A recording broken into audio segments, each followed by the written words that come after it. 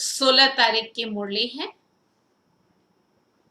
मीठे बच्चे, तुम्हारे पास अविनाशी ज्ञान रत्नों का अथाह खजाना है। तुम उसका दान करो। तुम्हारे दर से कोई भी वापस नहीं जाना चाहिए। प्रश्न है, सर्व संबंधों की सैकरीन बाप अपने बच्चों को कौन सी श्रीमत देते हैं? बाबा ने कहा, मीठे बच्चे, अपना बुद्धि योग सब तरफ से हटाए एक मुझे याद करते रहो। दुनिया की कोई भी वस्तु, मित्र संबंधी आदि याद ना आए, क्योंकि इस समय सब दुख देने वाले हैं। विश्व का मालिक बनना है तो जरूर 63 जन्मों का हिसाब किताब चुकतो करने की मेहनत करनी पड़े। सब कुछ भूल अशरीरी बनो, तब हिसाब किताब चुकतो हो। मैं सर्व संबंधों की सैकरीन हूं। ओम शांति। बाप दादा पूछते हैं बच्चों से कि किसकी याद में बैठे हो। ये भी कोई पूछने की बात है। वास्तव में तो बच्चे हैं तो बाबा की ही तो याद में बैठेंगे ना। ठीक है ना, या और किसी की याद में बैठ सकते। कायदा तो यही कहता है कि हम बाबा की ही याद में बैठे, लेकिन पूछने का कुछ तो तात्पर्य होगा। जरूर बुद्धि इधर उधर चली जाती है, इसलिए बाबा ने पूछा है। तो किसी ने कहा शिव बाबा की, तो बाबा ने कहा बुलंद आवाज में कहना चाहिए। धीरे से बोले होंगे ना, क्योंकि गड़बड़ होती है ना। तो बुलंद आवाज में कहना चाहिए, शिव बाबा की याद में बैठे हैं तुम बच्चे, अर्थात आत्माओं का कनेक्शन है शिव बाबा से। तुम शिव बाबा के बनते हो इन द्वारा, क्योंकि शिव बाबा इनके द्वारा ही मिलते हैं। ये बीच में दलाल भी कहा जाता है। ब्रह्मा बाबा, तुम्हारा दलाल से कोई कनेक्शन नहीं है। लो जी, वैसे तो नहीं है, लेकिन फिर भी फॉलो तो उसी को करना है।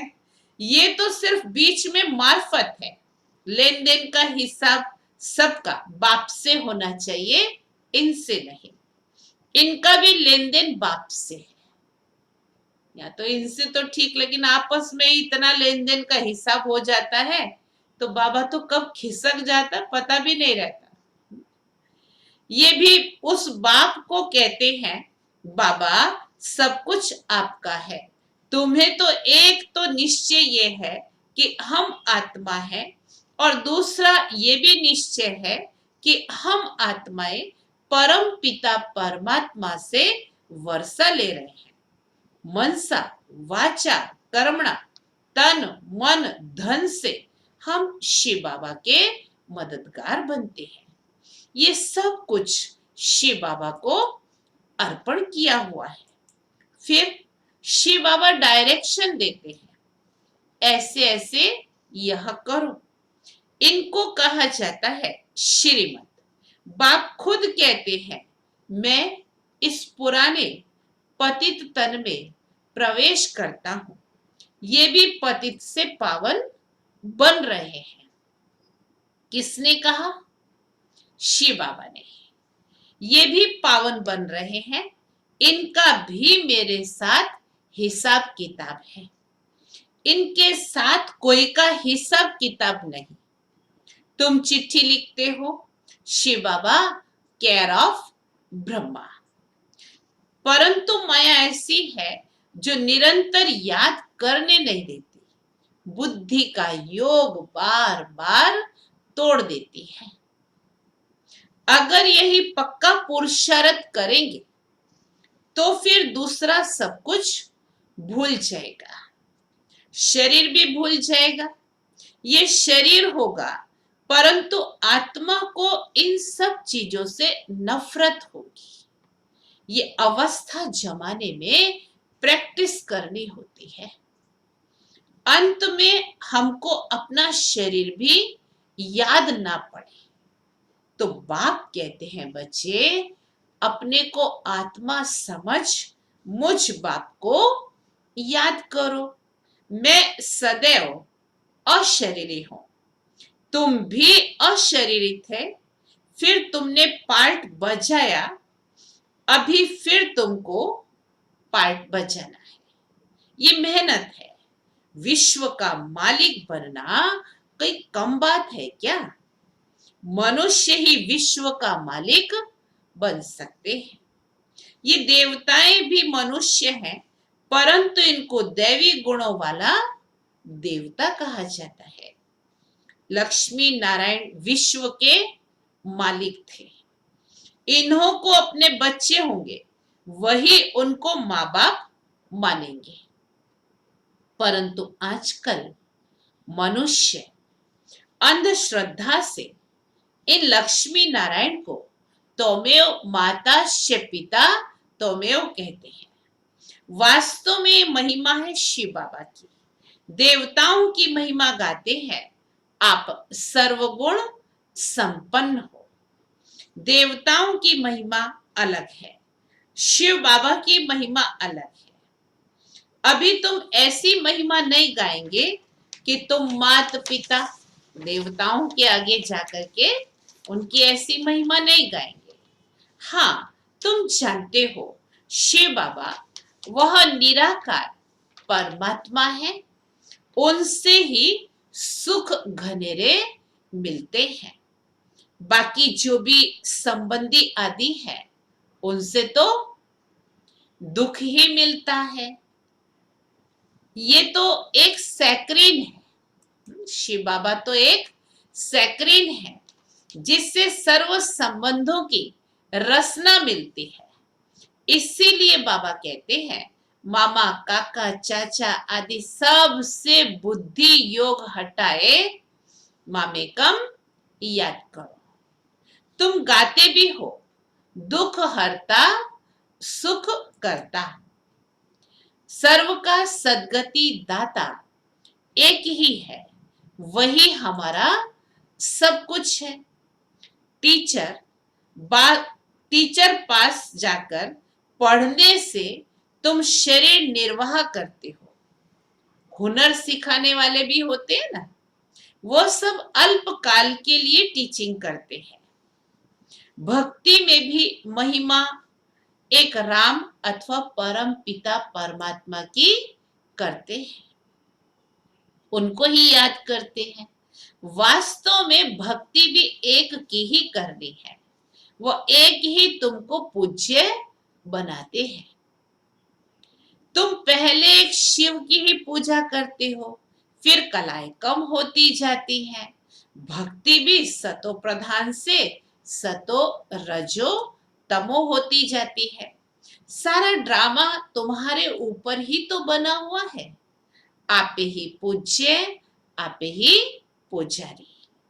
तो 84 जन्म पूरे जो लेते हैं, उनकी ही कहानी है, उनको ही बाप बैठ बताते हैं।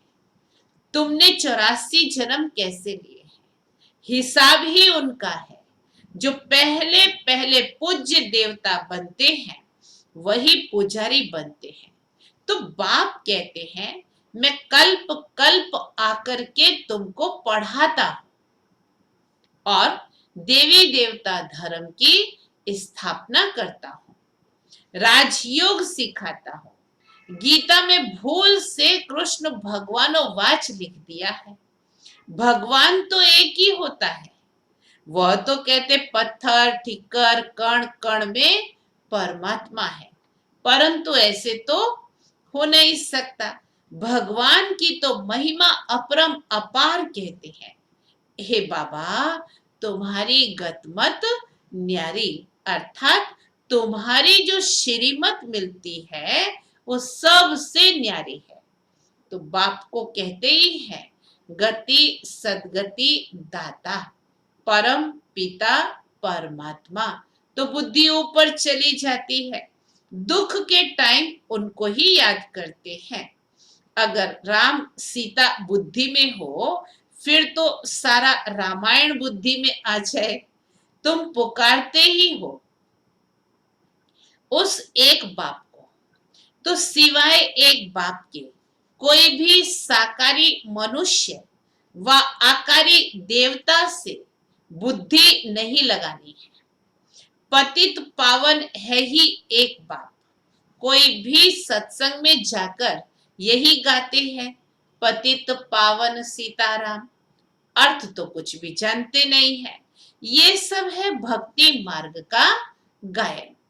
सब रावण की जेल में है। भक्ति मार्ग में बहुत भटकते हैं। यहां भटकने की तो कोई बात ही नहीं है। तो बाप समझाते हैं बच्चों को पॉइंट्स बुद्धि में अच्छी रीति धारण करनी है, पढ़ाई रेगुलर करनी है, और वो भी अच्छी तरह से बैठ करके। ऐसे नहीं कि चलते फिरते या कुछ काम करते करते मुरली सुनते हैं तो वीडियो ऑफ रखते हैं, है ना। ऐसा नहीं, ईमानदारी से पढ़ाई व्यवस्थित बैठ करके करनी है, पूरा अटेंशन से। अगर कोई कारण से सवेरे आ नहीं सकते तो दोपहर को आ जाना चाहिए। शाम की क्लास भी होती है ना, देखो अभी भी शाम की क्लास चालू है। किसी को तंग भी नहीं करना है, सारा दिन पढ़ा है, कोई भी समय जाकर पढ़ना है। ये बच्चियां सुबह से लेकर शाम तक सर्विस पर हैं, सारा दिन सर्विस सेंटर खुले हुए हैं। कोई भी आए उनको रास्ता बताना है, पहले पहले तो बताना है।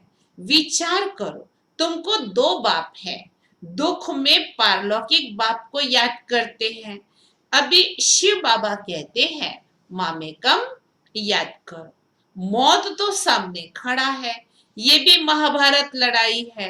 भल बड़े पदमपति करोड़पति हैं, बड़े बड़े मकान आदि बनाते हैं, परंतु वह रहने थोड़े ही हैं, सब टूट जाने हैं।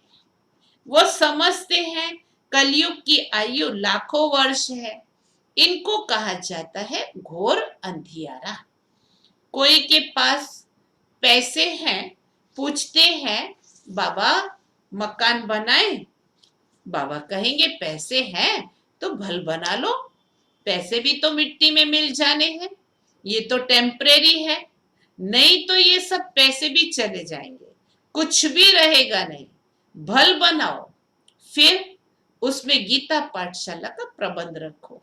मकान भले बनाओ, फिर उसमें गीता पाठशाला का प्रबंध रखो। तो तुम्हारे दर पर कोई भी आए उनको भिक्षा ऐसी दो जो एकदम उनको विश्व का मालिक बना दो।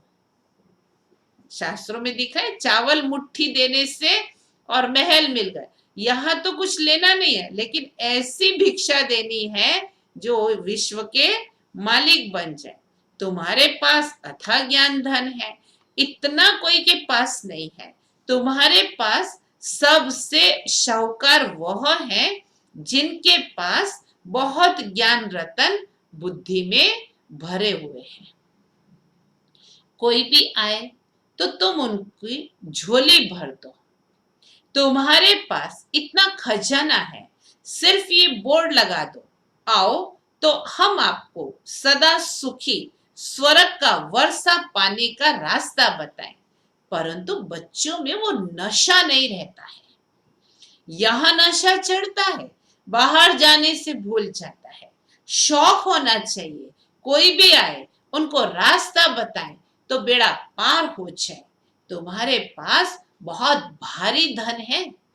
कोई भी भिखारी आए व लखपति आए तो उनको तुम ऐसा ज्ञान रतन दे सकते हो। बाबा यहाँ नशा चढ़ाता है, फिर सोडा वाटर हो जाती है। बाबा तुम्हारी अविनाशी ज्ञान रत्नों से झोली भर देते हैं, परंतु नंबरवार है, किसी की तकदीर है तो पूरी रीति धारण कर लेते हैं। बाबा कहते हैं कोशिश कर, तुम निरंतर याद में रहो। ऐसे नहीं कि सेंटर में जाकर एक जगह बैठना है, नहीं, चलते फिरते भी समय मिले बाप को याद करते रहना। जो क्लास का समय उसमें तो बैठना ही है, लेकिन सारा दिन के लिए भी बाबा डायरेक्शन देते हैं। हथ कार्डे दिल अर्थात बुद्धि का योग बाप के साथ हो। बाप के याद से तुम्हारा बहुत कल्याण होगा। 21 जन्म के लिए तुम शाहूकार बन जाते हो। बेहद का बाप बेहद का वर्षा देते हैं। भारत स्वर्ग था, अब नर्क है। तो बाप कहते हैं अब मुझे याद करो तो तुम्हारी आत्मा सतो प्रधान बन जाएगी। बाप को याद करेंगे तो नशा चढ़ेगा। हमारे जैसा धनवान सृष्टि में कोई भी नहीं है। बाप ही याद नहीं होगा तो धन कहां से आएगा। स्वर्ग में तो तुम बच्चों को अपार सुख मिलता है। शास्त्रों में तो कितनी दंत कथाएं लिख दी हैं, गाते भी हैं। राम राजा राम प्रजा राम शाहूकार है, बसे नगरी जिए दाता धर्म का उपकार है। फिर कहते राम की सीता चुराई, बंदरों की सेना ली।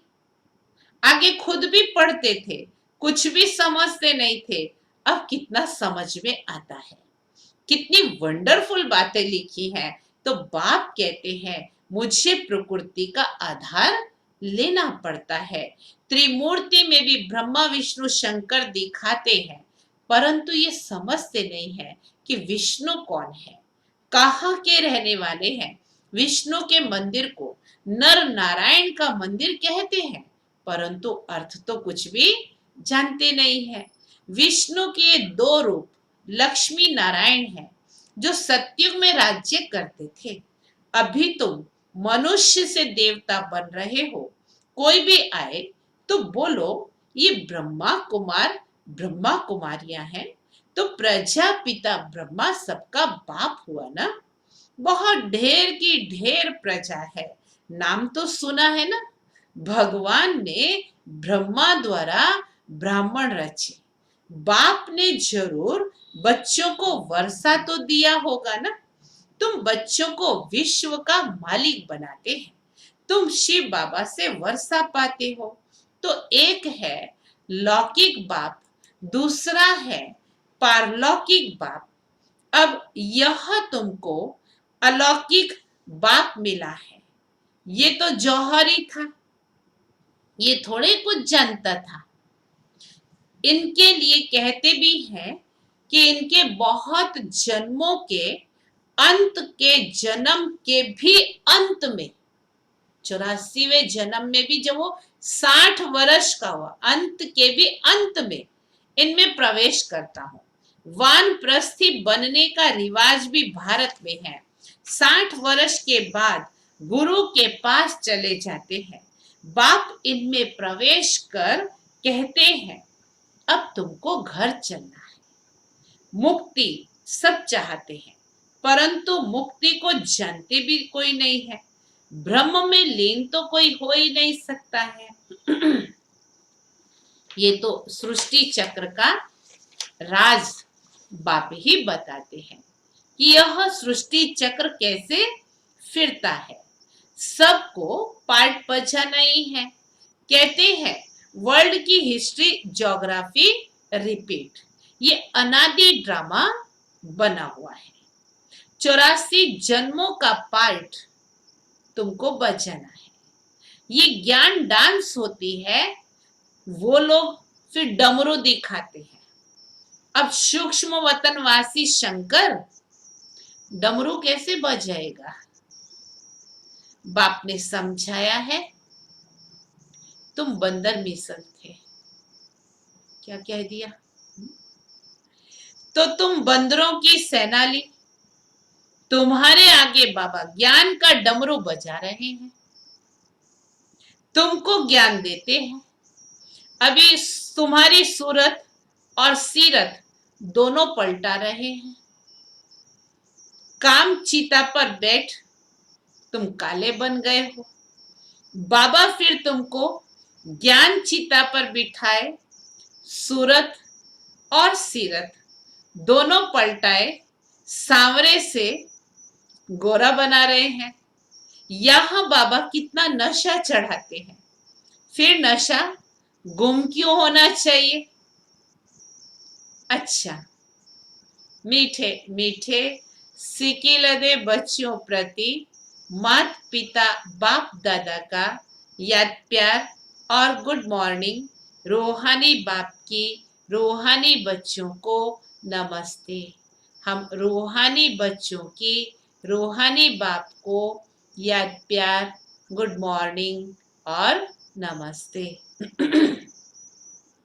मीठे धारणा के लिए मुख्य सार है।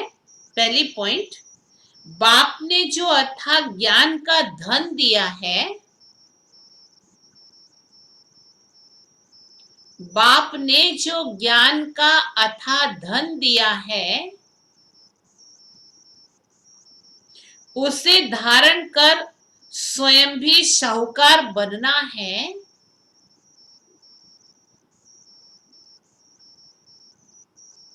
उसे धारण कर स्वयं भी शाहूकार बनना है और सबको दान भी करना है। और सबको दान भी करना है। जो भी आए उसकी झोली भर देनी है।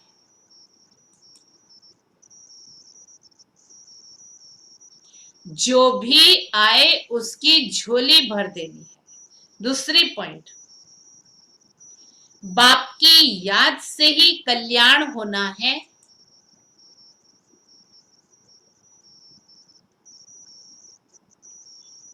बाप की याद से ही कल्याण होना है। इसीलिए जितना हो सके चलते फिरते बाप की याद में रहना है।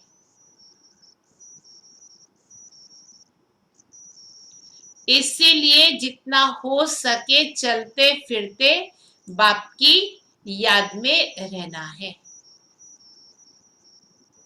सर्व संबंधों की रचना एक बाप से लेनी है। सर्व संबंधों की रचना एक बाप से लेनी है। आज का वरदान है, सारे वृक्ष की नॉलेज को स्मृति में रख,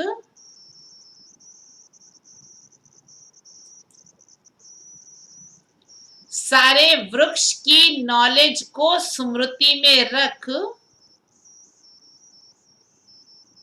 तपस्या करने वाले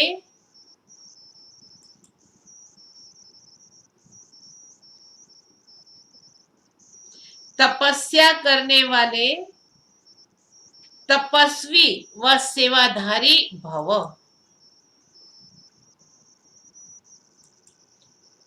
तपस्वी व सेवाधारी भव। भक्ति मार्ग में दिखाते हैं कि तपस्वी वृक्ष के नीचे बैठकर तपस्या करते हैं। भक्ति मार्ग में दिखाते हैं तपस्वी वृक्ष के नीचे बैठकर तपस्या करते हैं। महात्मा बुद्ध के लिए भी दिखाया ना, गया में वो वृक्ष है जहां उसको कहते ज्ञान हुआ।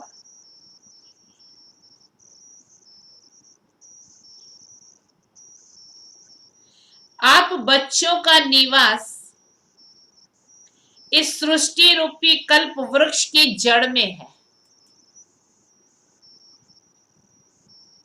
आप बच्चों का निवास इस सृष्टि रूपी कल्प वृक्ष की जड़ में है। वृक्ष के नीचे बैठने से सारे वृक्ष की नॉलेज स्वतः बुद्धि में रहती है। वृक्ष के नीचे बैठने से वृक्ष की नॉलेज स्वतः बुद्धि में रहती है। तो सारे वृक्ष की नॉलेज स्मृति में रख, सारे वृक्ष की नॉलेज स्मृति में रख,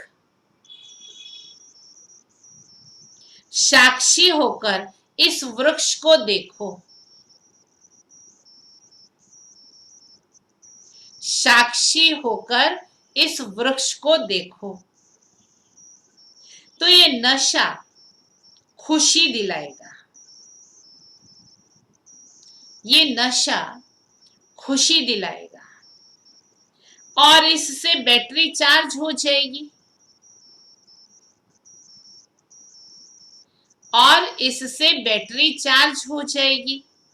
फिर सेवा करते भी तपस्या साथ साथ रहेगी, फिर सेवा करते भी तपस्या साथ साथ रहेगी। स्लोगन, तन की बीमारी कोई बड़ी बात नहीं है, लेकिन मन कभी बीमार ना हो। बीमारी बड़ी तब लगती है जब मन पर आ जाती है। तन की बीमारी कोई बड़ी बात नहीं है, लेकिन मन कभी बीमार ना हो। मम्मा की विशेषता है, मम्मा का चित्त बिल्कुल साफ था। वह हर बच्चे की बात दिल में समा लेती थी, जैसे कोई बात हुई ही नहीं। हर एक की कमी कमजोरी को अंदर समा लेना और उसको स्नेह की शक्ति से चेंज कर देना। किसी का भी अवगुण चित्त पर ना रहे, इसमें मम्मा के समान बनना है। मम्मा में संकल्पों को समेटकर बीज रूप स्थिति बनाने का, विस्तार को सार में लाने का नेचुरल अभ्यास था। समेटना, समा लेना, इस विशेषता के कारण मम्मा की वाणी बहुत प्रभावशाली थी। उनके चेहरे पर दिव्यता और सत्यता की स्पष्ट झलक थी। ऐसे मम्मा समान बनना है, किसी भी बात के विस्तार में नहीं जाना है। संकल्पों को समेटकर बीज रूप स्थिति में स्थित रहने का अभ्यास करना है। अव्यक्त इशारा है, अभी अभी आवाज में आना और अभी अभी आवाज से परे हो जाना। जैसे आवाज में आना सहज लगता है,